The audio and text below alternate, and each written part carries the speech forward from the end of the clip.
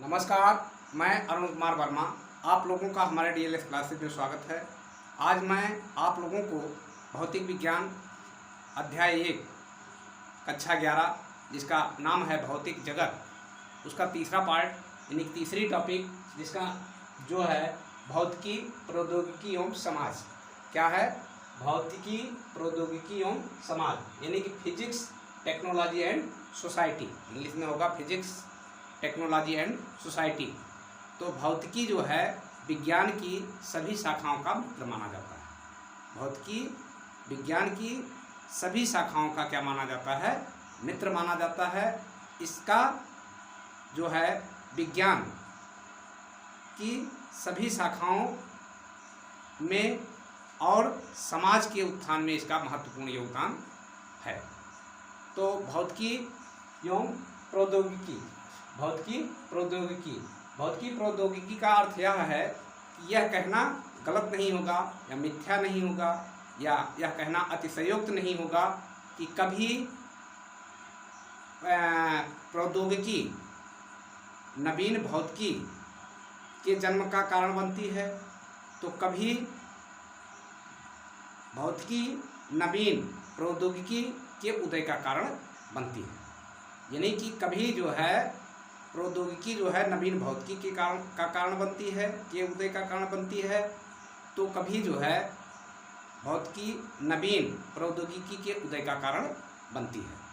तो इस प्रकार से भौतिकी विज्ञान के प्रायोगिक रूप में, भौतिकी विज्ञान के प्रायोगिक रूप में यानी प्रयोग के रूप में शिल्प प्रौद्योगिकी के विकास को महत्वपूर्ण आयाम दिया है। जो शिल्प विज्ञान यानी कि टेक्नोलॉजी जो है, भौतिकी में जो टेक्नोलॉजी है वो जो है समाज के बारे में और औद्योगिकीकरण के, उद्योगों के विकास के बारे में बहुत महत्वपूर्ण भूमिका निभाया है। जैसे जूल द्वारा ऊष्मा के कार्य, जूल एक वैज्ञानिक थे। जूल ने क्या किया था कि ऊष्मा के कार्य में रूपांतरण, और फैराडे एक वैज्ञानिक थे। उन्होंने क्या किया था कि फैराडे द्वारा विद्युत चुंबकीय प्रेरण की खोजों ने केवल समाज को ही नहीं लाभान्वित किया, बल्कि प्रौद्योगिकी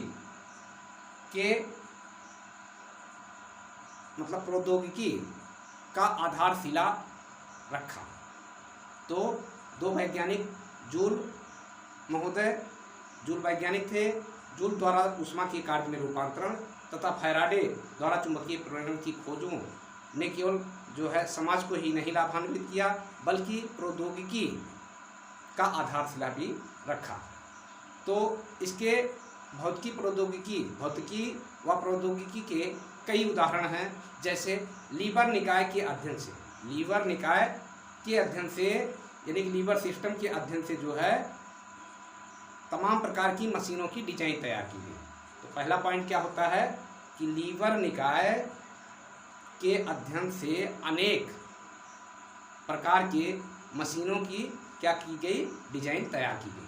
तो पहला पॉइंट हो गया लीवर निकाय। थोड़ा एक डाल लें। लीवर निकाय के अध्ययन से अनेक मशीनों का डिजाइन तैयार किया गया। क्या किया गया? पहला पॉइंट है लीवर निकाय, इंग्लिश में होगा लीवर सिस्टम। लीवर निकाय के अध्ययन से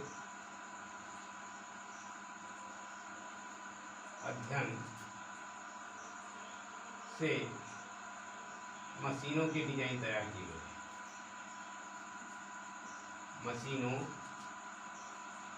के डिजाइन तैयार किए गए।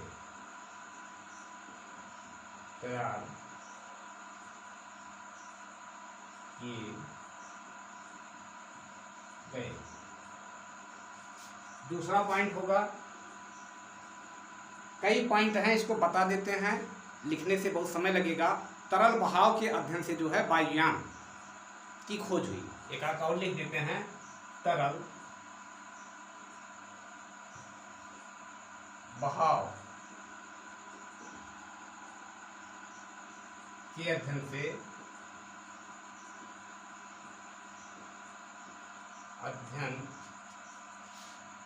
से वायुयान की खोज हुई, यानी कि हवाई जहाज, वायुयान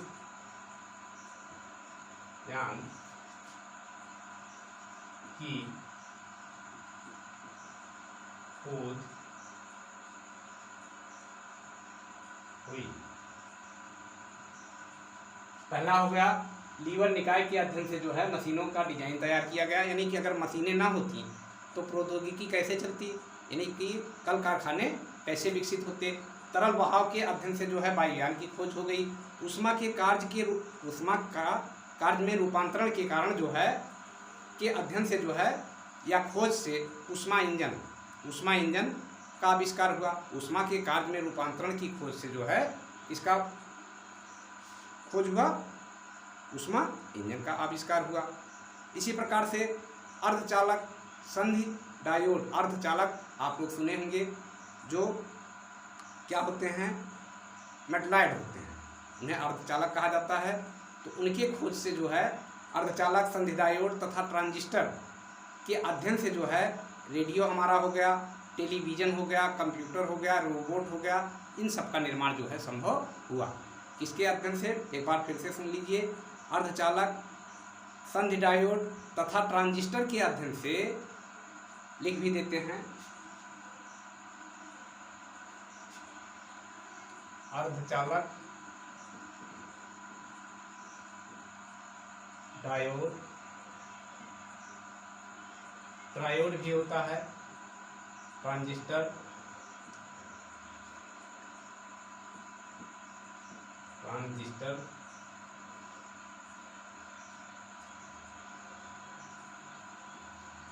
के अध्ययन से जो है क्या हुआ, कंप्यूटर, रोबोट, इन सब का के अध्ययन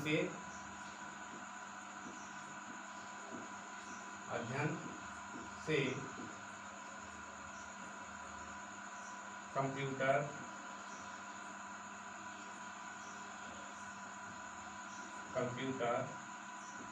रोबोट, कंप्यूटर हो गया, रोबोट हो गया, टेलीविज़न हो गया,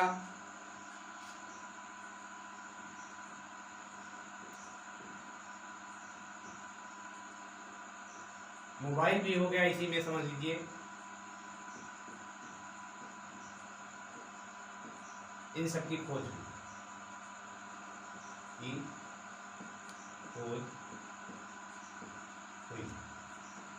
तरल बहाव अर्धचालक से हुआ, लीवर निकाय से इनका अध्ययन हुआ। और देखिए चौथा, नाभिकीय विखंडन के कारण जो है, नाभिकीय विखंडन, एक नाभिकीय विखंडन होता है, दूसरा नाभिकीय संलयन होता है। नाभिकीय विखंडन जिसमें नाभिक जो है छोटे छोटे टुकड़ों में टूट जाते हैं। नाभिकीय विखंडन यानी कि न्यूक्लियर फिजन या नाभिकीय विखंडन के कारण हाइड्रोजन बम का नाम आप लोग सुने होंगे और परमाणु बम का नाम सुने होंगे। तो नाभिकीय विखंडन के कारण जो है परमाणु बम की खोज हुई और नाभिकीय भट्ठी की भी खोज हुई के कारण नाभिकीय भट्ठी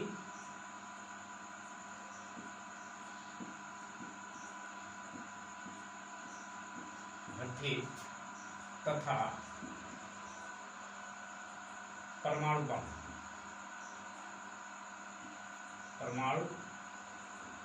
बम की खोज हुई। चौथा हो गया, पांचवा हो गया नाभिकीय संलयन, न्यूक्लियर फ्यूजन, यानी कि जब नाभिक आपस में क्या होते हैं, जुड़ते हैं। तो इसको हाई स्कूल में आप लोग पढ़े होंगे, नहीं तो थोड़ा बता भी देंगे अगले पार्ट में। नाभिकीय संलयन माने होता जुड़ना। नाभिकीय संलयन के कारण हाइड्रोजन बम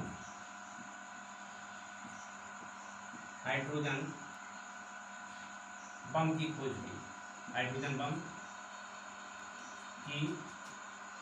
हुई।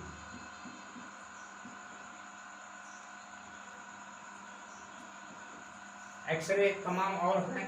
एक्सरे के कारण, एक्सरेज के कारण, एक्स किरणों के कारण क्या हुआ, एक्सरे की खोज हुई।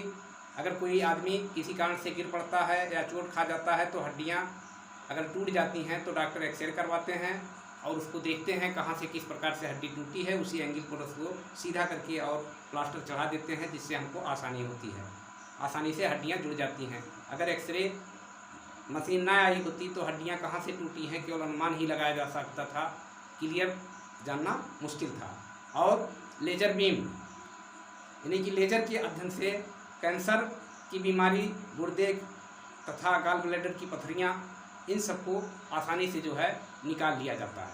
अब आया इसमें ये हो गया, तमाम हो गए, और भी हैं तो दो चार जानना आवश्यक है।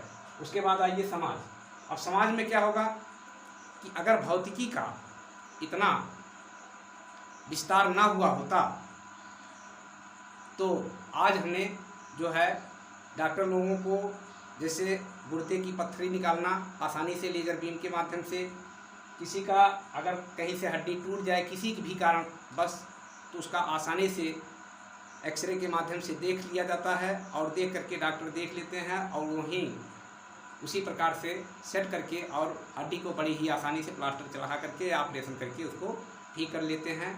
तो क्लियर पता लग जाता है कि किस प्रकार से हड्डी टूटी है, कैसी है।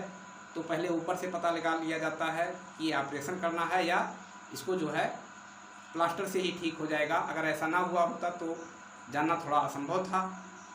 अब इसी प्रकार से जो है तमाम प्रकार की हम लोग जैसे आज टेलीविज़न आराम से देख रहे हैं, मोबाइल का यूज़ करके देश विदेश की खबरें जो है बड़े आसानी से, हम लोगों की दूरी पर घट गई है समझ लीजिए। कोई हम यहाँ पर खड़े हैं और कोई जो है दूसरे देश में हो, हम हिंदुस्तान में हैं, कोई अदर देश में हो, और आसानी से बात कर लेते हैं, लगता है कि आमने सामने ही खड़े होकर के बातें कर रहे हैं। यानी कि हम लोगों की दूरी जो है भौतिकी ने क्या किया, घटा दिया है।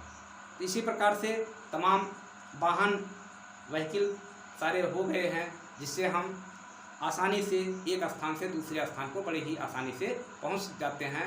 ये सब भौतिकी का जो है समाज के लिए बहुत ही बड़ा वरदान है। तो बस इस पार्ट में इतना ही था। आप मिलते हैं आप लोगों से अगले पार्ट में। अगर आप लोगों को समझ में आ रहा हो तो लाइक करिए, ज़्यादा से ज़्यादा लाइक करिए, अपने दोस्तों में ज़्यादा से ज़्यादा शेयर करिए, सब्सक्राइब करिए, जिससे हमारे द्वारा अपलोड किया हुआ वीडियो आप लोगों को सबसे पहले मिले। फिर मिलते हैं, तब तक के लिए।